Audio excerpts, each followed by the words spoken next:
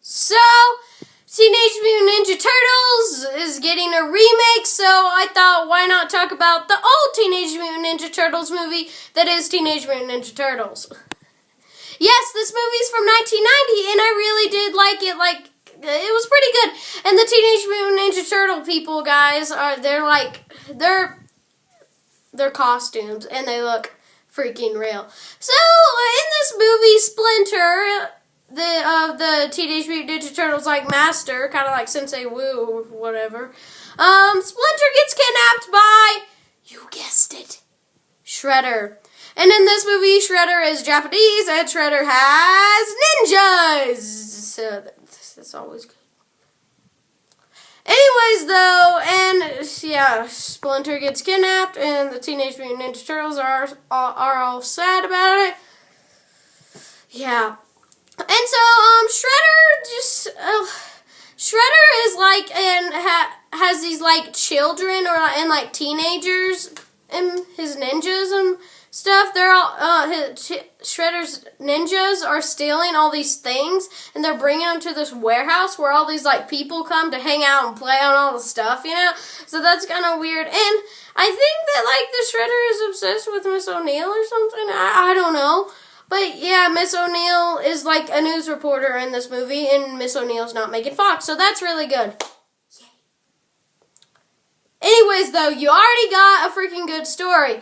And one of the turtles is already fighting, and yeah. There's one scene where Mrs. O'Neill's walking out of the news station, and then these ninjas come, or whoever, they start trying to beat her up, and then one of the turtles goes. But, the turtles are all mysterious, nobody knows, what do these look like. Miss O'Neill doesn't even know at the beginning of the film, and then finally, later, she sees them, because, she gets knocked out or something. And so one of the Teenage Mutant Ninja Turtles brings her to the sewer, and stuff happens. Yep, so later then the ninjas go to her apartment where the Ninja Turtles are just chilling out, hanging out. And they attack, and you have really cool fight scenes with really cool 90s music. Oh, and the trailer goes do-do-do. Do-do-do-do-do-do. Now, the Shredder is scary in this movie. His voice is really scary for one part, and it's just scary.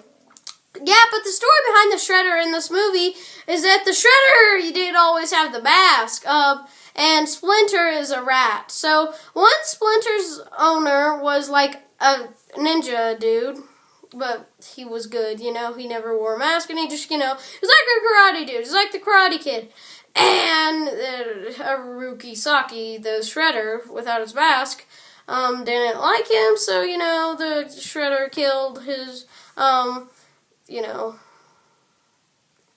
owner's wife or something. It's really confusing, but when you watch it, it's not confusing. And so, the rat Splinter bites Shredder in the face, and that's why he puts on his mask, I guess. And I think just there's, Splinter's, Splinter's owner just kind of, he either disappears or dies, but yeah. There's this weird guy with long hair who's, trying to fight crime, too.